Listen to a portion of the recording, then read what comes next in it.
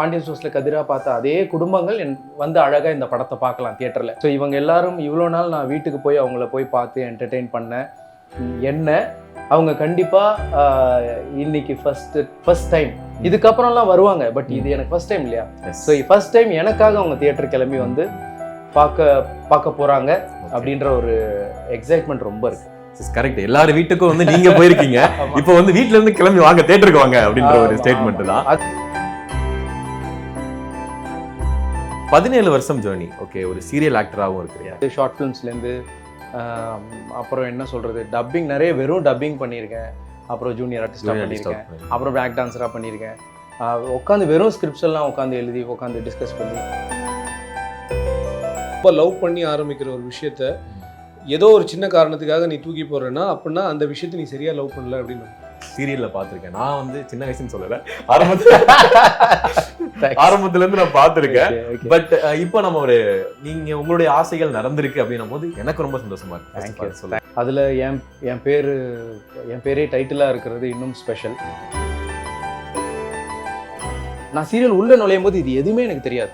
போகும்போது இவரை பார்த்துட்டு எங்கேயோ பார்த்துருக்கோம் அப்படின்னு சொல்றதோ, நம்ம கதிர் அப்படின்னு எங்கேயோ பார்த்துருக்கோங்கிறத தாண்டி தான் வீட்டு பையனா பார்க்கறதுங்கிறதெல்லாம் அது பெரிய பாக்கியம். எங்க அப்பா அதை சொல்லுவார். அதெல்லாம் வந்து யாரு வெளியே எங்க பார்த்தாலும் அவங்க கிட்ட நின்று பேசிட்டு போங்க, அதெல்லாம் வரோம் அப்படிம்பார்.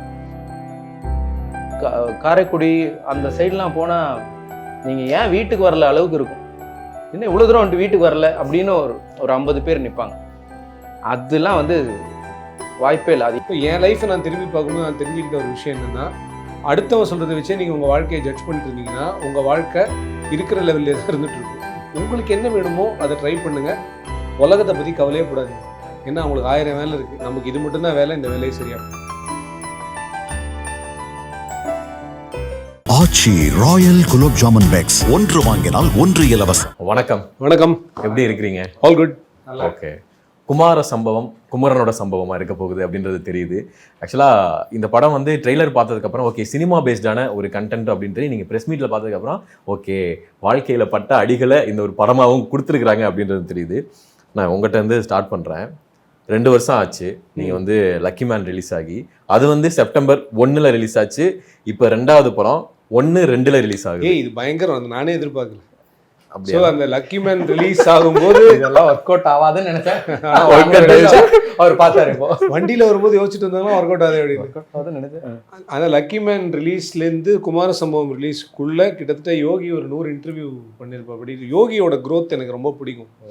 ஏன்னா வெரி வெரி ஒரு ரொம்ப சார்மிங்கான ஒரு பர்சன். சிரிச்சுக்கிட்டே ஒரு இன்டர்வியூ பண்ணுறது. I am really happy for you and happy to talk to you first. So நீ நல்ல வேலை பண்ணுற, அது யாராவது ரெக்கக்னைஸ் பண்ணி சொல்கிறாங்களான்னு தெரில. அட்லீஸ்ட் நான் உன்னை அப்போ பார்த்ததுக்கு இப்போ பார்த்ததுக்கும் உன்னோட வளர்ச்சி ரொம்ப நல்லா இருக்கு. I am very happy for you. And Kumara சம்பவத்தில் உங்ககிட்ட பேசுறது எனக்கு ரொம்ப சந்தோஷம். நீ ஒரு கேள்வி கேட்ட பட்ட அடியெல்லாம் படமாக எடுத்தீங்களா அப்படின்னு. அதாவது இது ஒரு ஃபிலிம் மேக்கரை பற்றின படம், ஆனால் ஃபிலிம் மேக்கிங் படம் கிடையாது. ஓகே, இது ஒரு போராளியை பற்றின படம், ஆனால் அவன் போராட்டங்கள் படம் கிடையாது. அவங்க 2 பேரும் அவங்க லைஃப்பில் ஒரு மொமெண்ட்டில் ஒரு இடத்துல அவங்க 2 பேருக்கும் ஒரு விஷயம் நடந்தது. அதுலேருந்து என்ன ஆச்சு அப்படின்றது தான் கதை. ஓகே, ஸோ கண்டிப்பாக இந்த படம் வந்து ஒரு ஒரு இன்ட்ரெஸ்டிங்கான ட்ரீட்மெண்ட்டில் இந்த படத்தை கொடுத்துருக்கோம். Hope audience will like it. Okay, ஆக்சுவலாக வந்து பாண்டியன் ஸ்டோர் ஒரு 1000 எபிசோடு கடந்து இப்போ ஓகே இவர் பேர் என்ன குமரன் இல்லை கதிர் தானே இவர் அப்படின்ற மாதிரி தான் எல்லாரும் மனசுலேயும் நீங்கள் பதிஞ்சிருக்கிறீங்க. அதுக்கப்புறம் ஒரு வெப் சீரிஸ் மூலமாக விக்னேஷ் அப்படின்ற ஒரு கேரக்டர் மூலமாக அந்த பையன் எப்படி நடிப்பார் போல அப்படின்னு சொல்லிட்டு மக்கள்கிட்ட பாசிட்டிவோ நெகட்டிவோ இது நல்லா இருக்குல்ல அப்படின்னு சொல்லிட்டு அந்த ஒரு கேரக்டர் கொடுத்தீங்க. இப்போ வந்து குமரனாவே களத்தில் இறங்கி வந்திருக்கிறீங்க. ஃபர்ஸ்ட் ஆஃப் ஆல் உங்களுக்கு இந்த டைம் எப்படி இருக்கு? ஏன்னா நிறைய பேர் கேட்டிருப்பாங்க, பட் இருந்தாலும் இப்போ மீட் பண்ணும்போது ஏன்னா நான் வந்து சீரியலில் பார்த்துருக்கேன். நான் வந்து சின்ன வயசுன்னு சொல்லலை, ஆரம்பத்துலேருந்து நான் பார்த்துருக்கேன். பட் இப்போ நம்ம நீங்கள் உங்களுடைய ஆசைகள் நடந்திருக்கு அப்படின்னும் போது எனக்கு ரொம்ப சந்தோஷமா இருக்கு. ஃபர்ஸ்ட் ஆஃப் ஆல் சொல்லுங்கள். Thank you brother.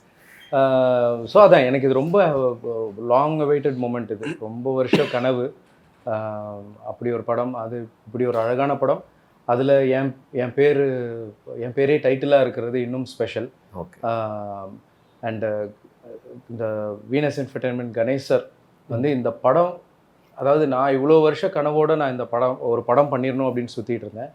பட் அதான் எல்லாருக்கிட்டையும் வாய்ப்பு கேட்டுட்டு இருந்தேன். எனக்கு தெரிஞ்ச எல்லா சர்க்கிள்லையும் தெரியாத சர்க்கிள்லையும் எல்லா இடத்துலையும் நான் இவ்வளோ வருஷம் வாய்ப்பு தேடிட்டு இருந்தேன்.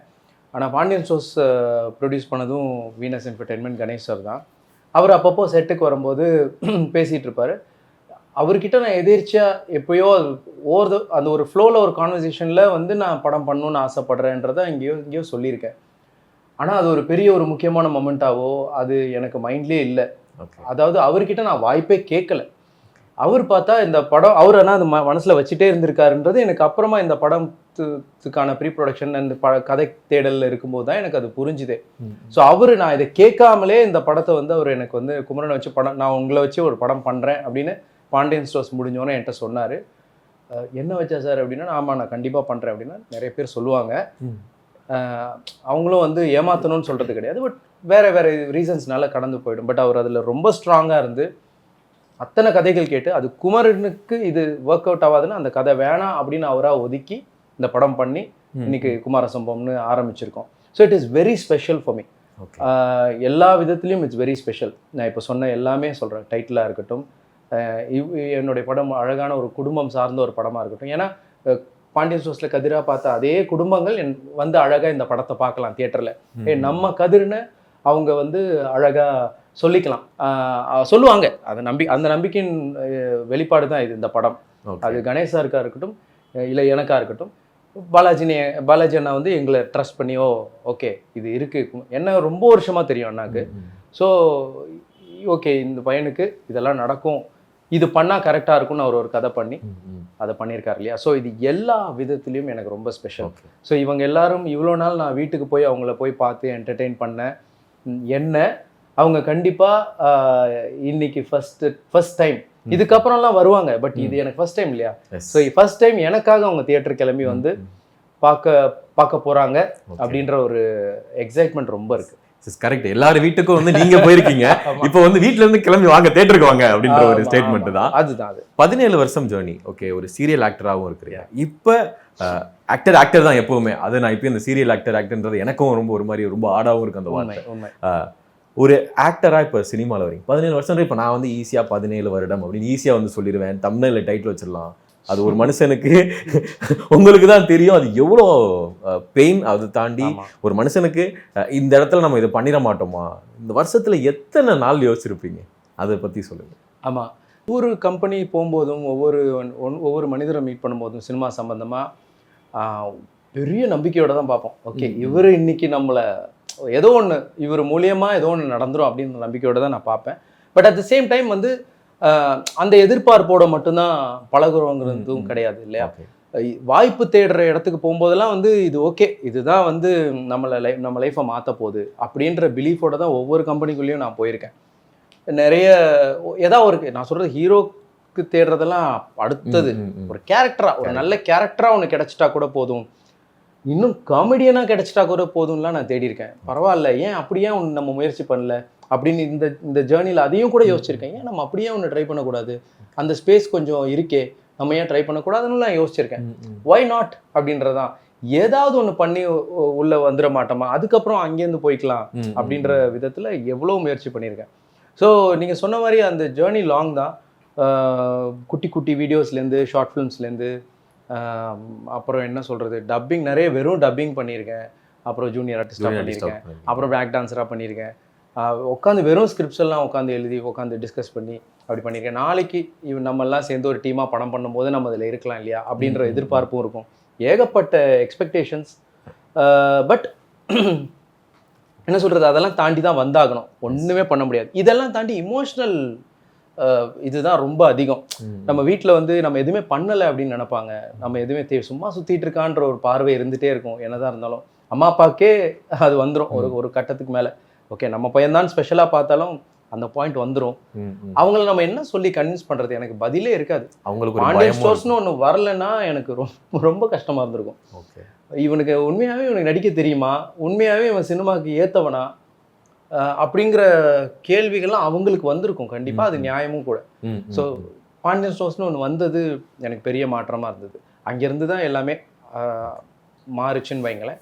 ஸோ கஷ்டம்தான், பட் அதுதான் வழி, அதை ஒன்றுமே பண்ண முடியாது. என்னை விட பெரிய கதை சொல்கிறவங்களாம் கண்டிப்பாக மேலே போயிருக்காங்க, இனிமேலும் வருவாங்க. ஸோ அது எனக்கு நல்லா தெரியும். இந்த நிலைமை இருக்கிறதுக்கு எனக்கு ரொம்ப ஹாப்பி. ஓகே. அண்ட் நீங்கள் பேசுனதில் ஒரு விஷயம் ஒரு விஷயம் நோட் பண்ணது என்னன்னா, தேவைக்கு பழகுங்க, தேவைக்கு மட்டும் பழகாதீங்க அப்படின்ற ஒரு விஷயம். அது ரொம்ப முக்கியன்றது. கண்டிப்பா அதுதான்.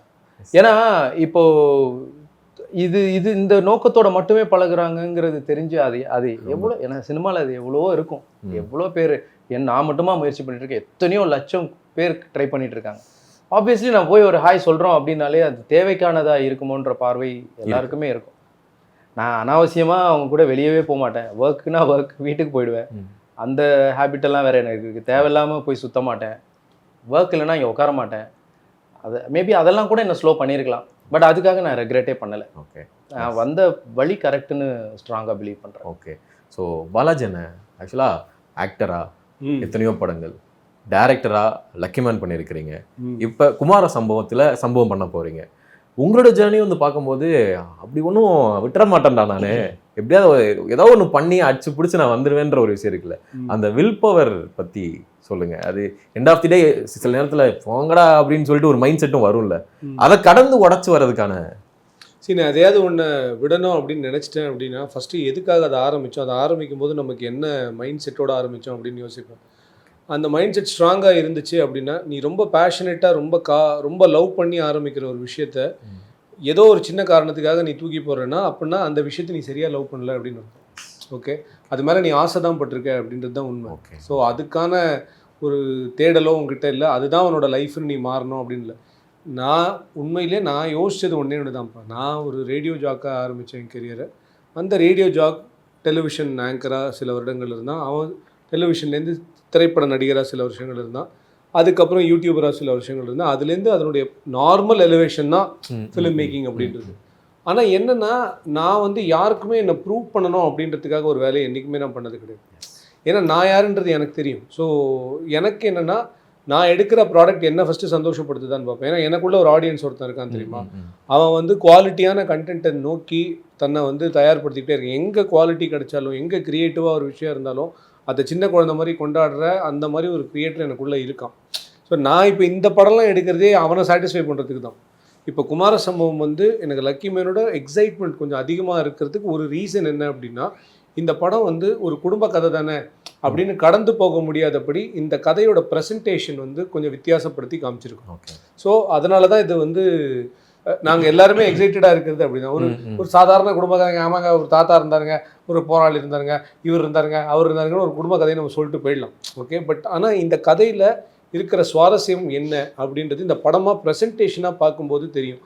கடைசி ஷார்ட் வரைக்கும் உங்களுக்கு வந்து உங்களை வந்து ஹுக் பண்ண வைக்கிறது எப்படின்ற அந்த கேள்விக்கு நானே பதில் சொல்லி இந்த கதையை நகர்த்திட்டு போனது தான் இந்த படத்துடைய நான் ரொம்ப எக்ஸைட் ஆன ஒரு விஷயம்.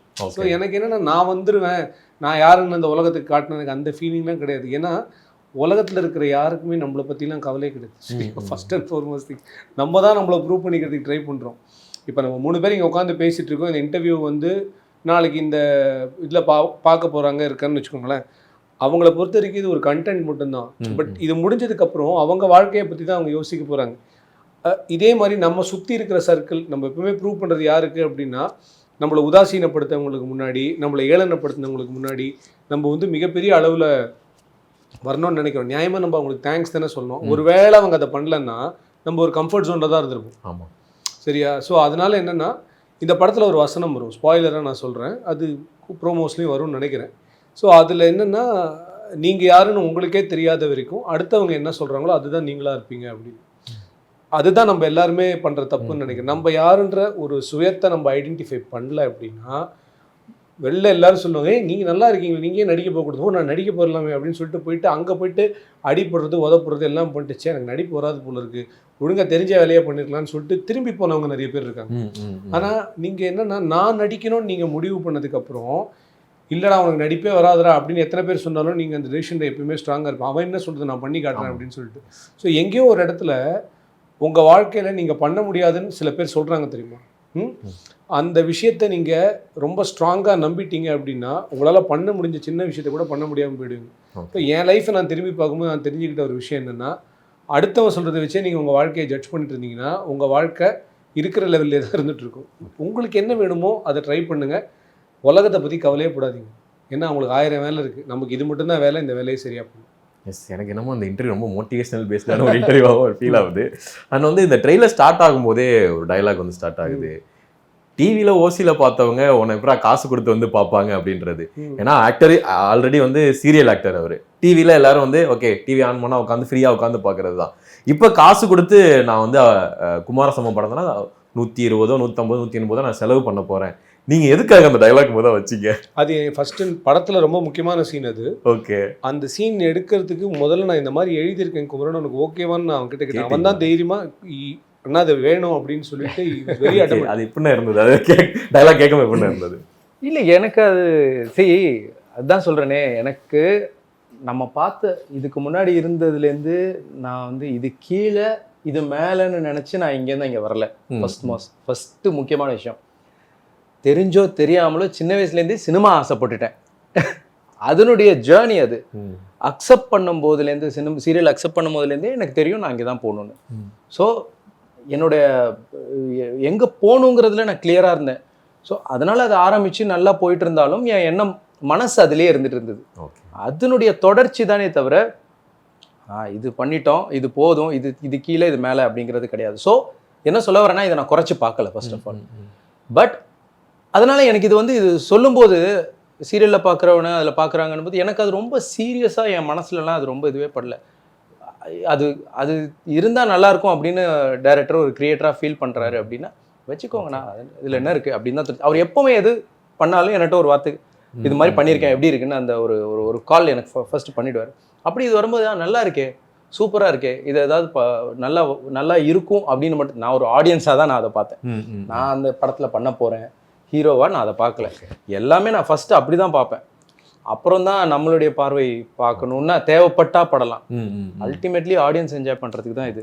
அது நல்லா இருக்கும்னு பட்டுச்சு. அந்த டயலாக் ட்ரெய்லரில் வச்சதுக்கு ரொம்ப முக்கியமான ரீசன் வந்து இங்கே எடிட்டர் மதன் தான் போன வருஷத்தோட பிளாக் பஸ்டர் லப்பர் பந்தோட எடிட்டர், என்னோட லக்கி மேனோட எடிட்டர். ஸோ மதன் என்ன சொன்னார் அப்படின்னா, இப்போ என்னென்னா நம்ம இந்த ட்ரெய்லர் நம்ம எப்படி ப்ரெசென்ட் பண்ணாலும் குமரனுக்குன்னு இருக்கக்கூடிய ஃபேன் பேஸ் இந்த ட்ரெய்லர் நல்லா இருக்குன்னு தான் சொல்லுவாங்க.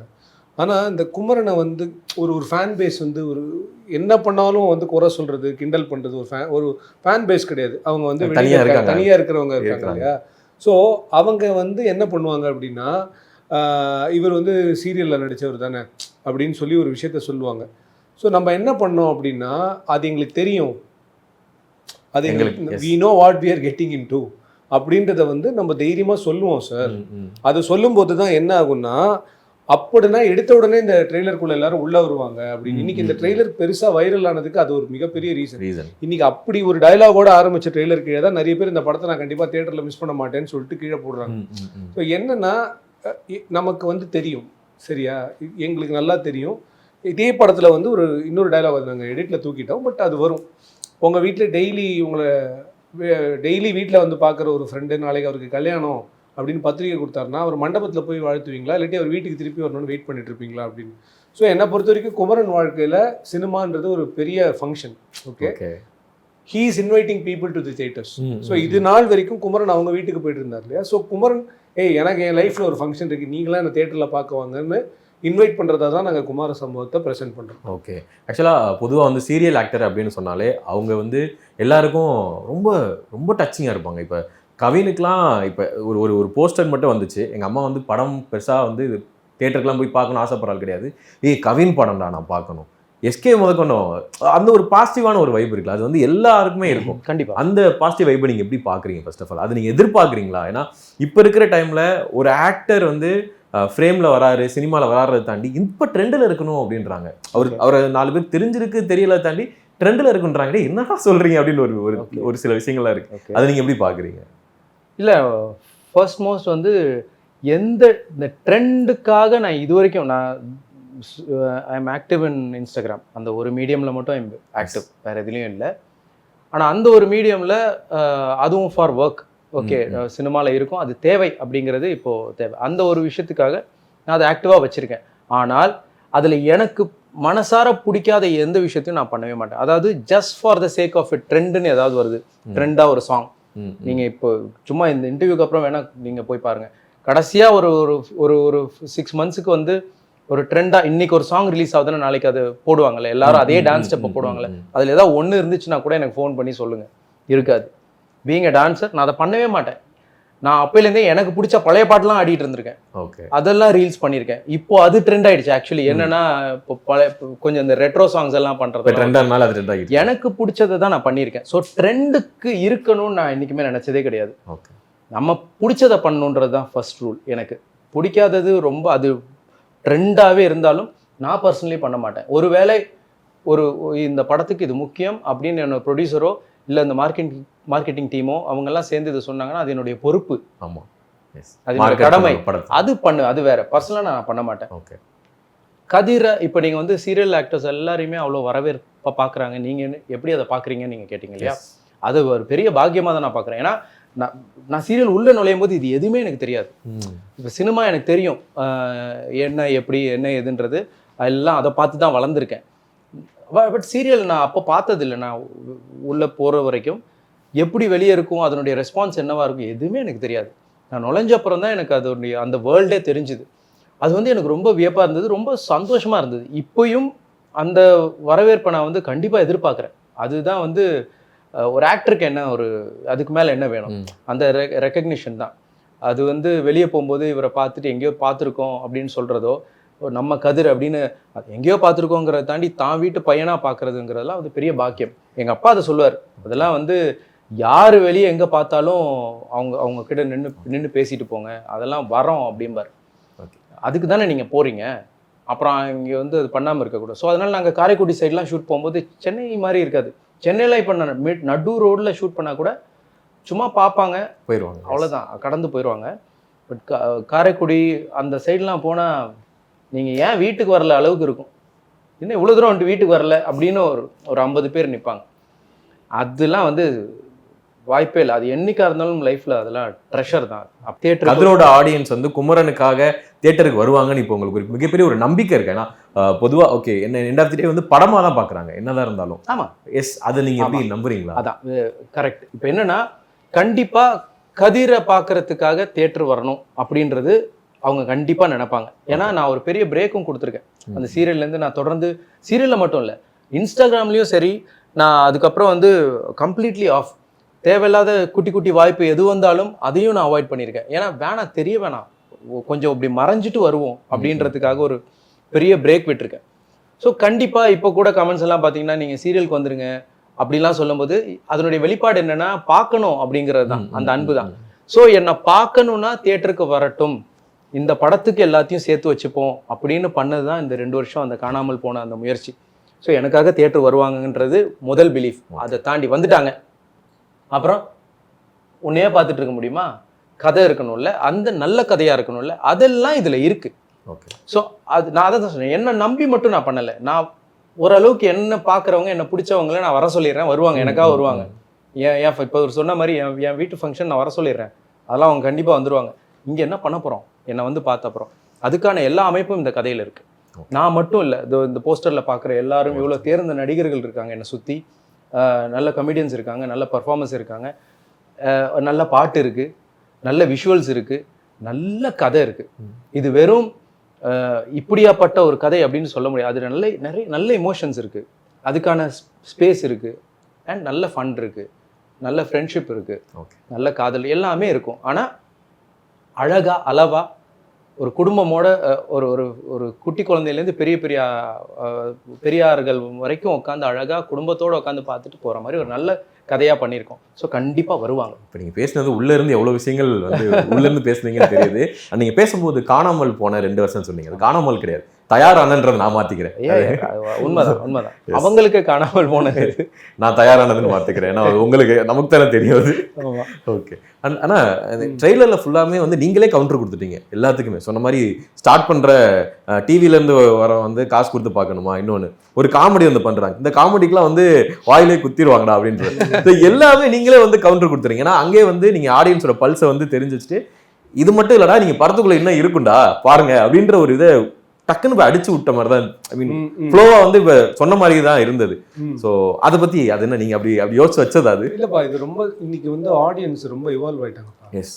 ஸோ என்னென்னா நம்ம இந்த கோவிட் டைமில் எல்லாருமே இந்த ஓடிடியில் பிற மொழி படங்கள் எல்லாம் பார்த்து ஸோ அவங்களுக்கு என்னென்னா எங்கே நம்ம தமிழ் சினிமா வந்து இந்த மாதிரி படங்கள் ஏன் தமிழ் சினிமாவில் வருதுன்ற கேள்விகள் நிறைய வர ஆரம்பிச்சிருச்சு. இப்போ ஏன் இந்த மாதிரி படம்லாம் தமிழில் எடுக்க மாட்டேங்குது?